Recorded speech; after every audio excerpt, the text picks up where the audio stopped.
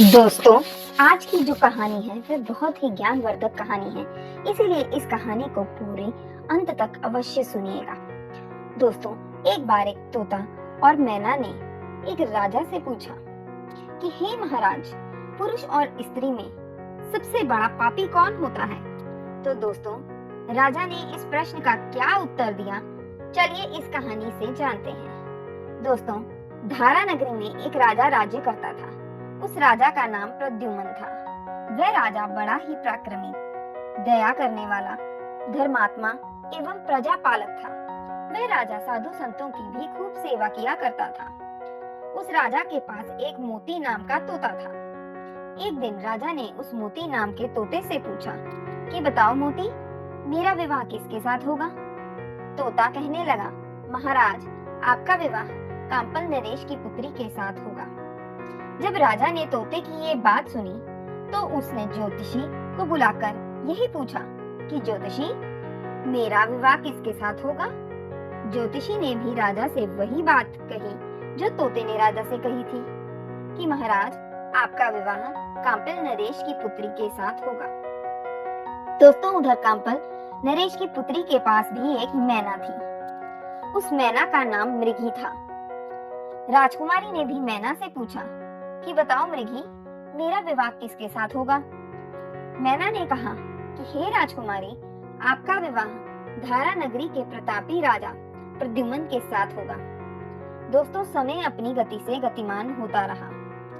एक समय ऐसा आया कि जब राजा प्रद्युम्न और राजकुमारी का विवाह सकुशल प्रसन्न हुआ और राजकुमारी अब रानी बन चुकी। राजा और रानी बड़ी प्रसन्नता के साथ एक सुखमय अपना जीवन व्यतीत कर रहे थे। कुछ दिन पश्चात राजा ने अपने तोते मोते का विवाह रानी के साथ आई मैना मृगी के साथ कर दिया। तोता और मैना भी एक साथ सुखपूर्वक रहने लगे। समय बीता। एक दिन तोता और मैना के बीच झगड़ा हो गया। तोते को मैना कहने लगी, पुरुष बड़ा ही पापी, अधर्मी और धोखेबाज होता है।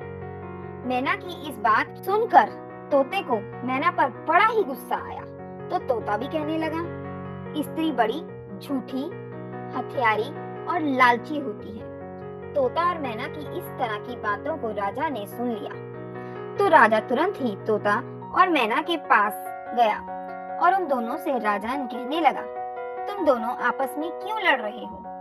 मैना ने कहा, हे महाराज, पुरुष बहुत ही बुरे और दुष्ट होते हैं। राजा को मैना की बातों पर बड़ा आश्चर्य हुआ। राजा ने मैना से कहा, अरे मैना, ऐसा क्यों कह रही हो?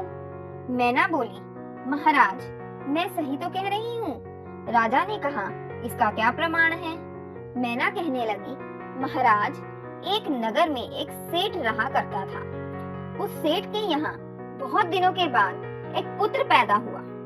पुत्र के जन्म लेने से उस सेठ बहुत ही प्रसन्न हुआ।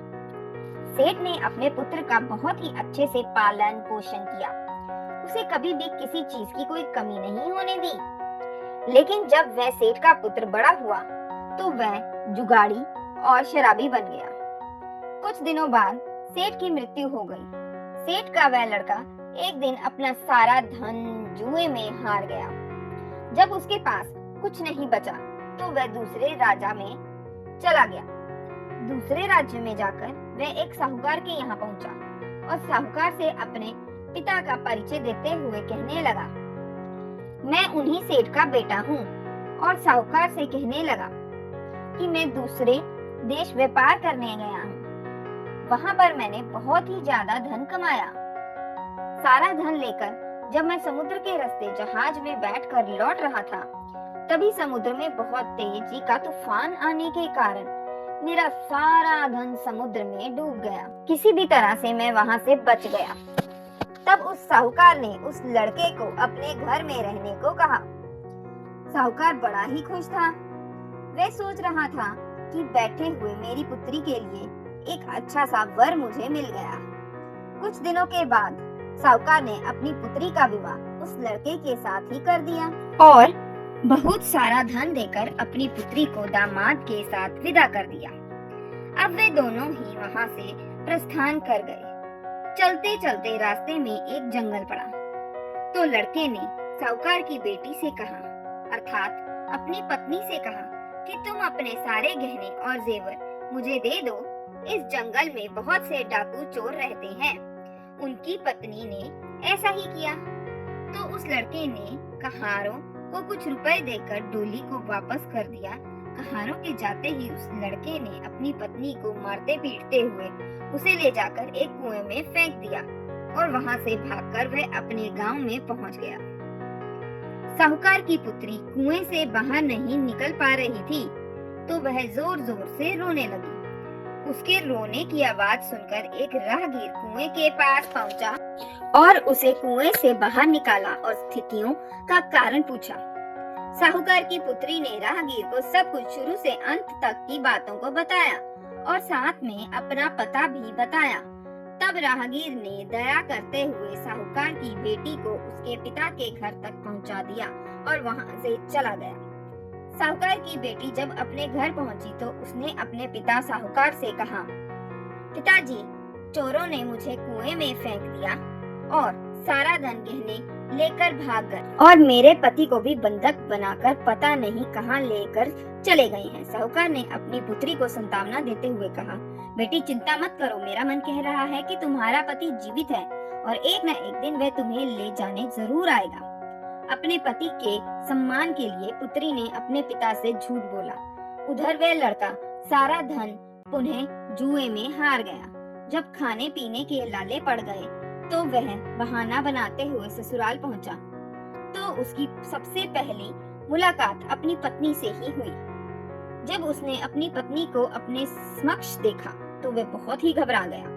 तब उसकी पत्नी ने उससे कहा, स्वामी, आप चिंता मत करिए, मैंने आपकी करतूतों के बारे में अपने पिता को कुछ भी नहीं बताया है। मैंने पिताजी से दूसरी बात कही कि चोरों ने सारा धन लूट लिया है और मुझे कुएं में धकेल दिया है और मेरे पति को उन्होंने बंधक बना लिया है। हे स्वामी, कहते हैं सुबह का भूला अगर शाम को घर आ जाए तो उसे भूला नहीं कहते। अब आप आ गए हैं तो सब कुछ ठीक हो जाएगा। साहूकार भी कुछ समय के बाद अपने दामाद से मिला तो वे बहुत खुश हुआ। अब साहूकार का दामाद अपने ससुराल में ही रुक गया।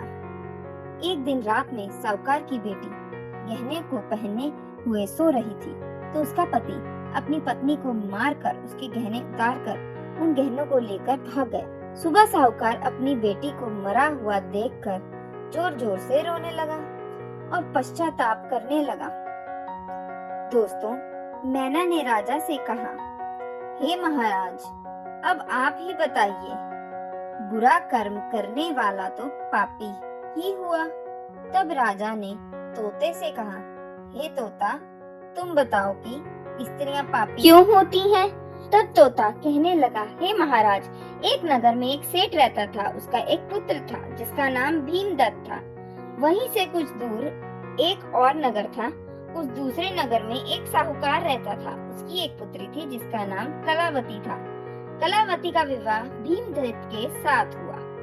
वह एक बार भीमदत्त व्यापार के लिए विदेश गया हुआ था। 5 वर्ष हो चुके थे लेकिन वापस वह अपने घर नहीं लौटा। एक दिन भीमदत्त की पत्नी कोठी में खड़ी थी।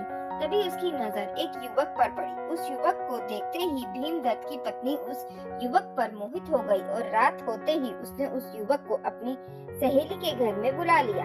अब वे दोनों हर रात को वहीं सहेली के घर में मिलने लगे। बहुत समय तक ऐसा चलता रहा। एक दिन भीमदत्त विदेश से वापस अपने घर आ गया।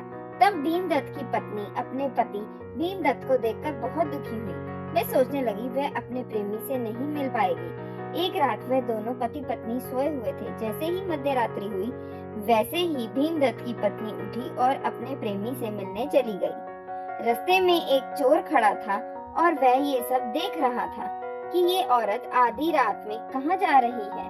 जब भीमदत्त की पत्नी अपनी सहेली के घर में पहुंची तो उसके प्रेमी ने देर से आने के कारण गुस्से में आकर उसकी नाक को काट दिया और वहां से वह जैसे ही निकलकर बाहर आया तो उसे एक जहरीले सांप ने डस लिया और सांप के डसने के कारण उसकी वहीं मृत्यु हो गई।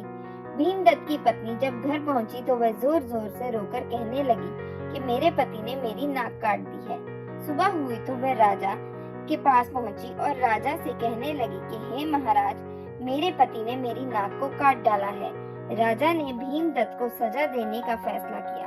तभी राजा के दरबार में चोर पहुंच गया और राजा को सारी सच्चाई बता दी और कहने लगा कि हे महाराज, इसमें भीमदत्त का कोई दोष नहीं है, सारा दोष भीमदत्त की पत्नी का ही है। भीमदत्त की पत्नी झूठ बोल रही है। शुरू से अंतिम तक की बातों को चोर ने राजा को बता दिया। तब राजा ने भीमदत्त को माफ कर दिया और भीमदत्त की पत्नी को सजा सुनाई। दोस्तों, तोते ने कहा, महाराज अब आप ही बताइए, इन दोनों में पापी कौन है?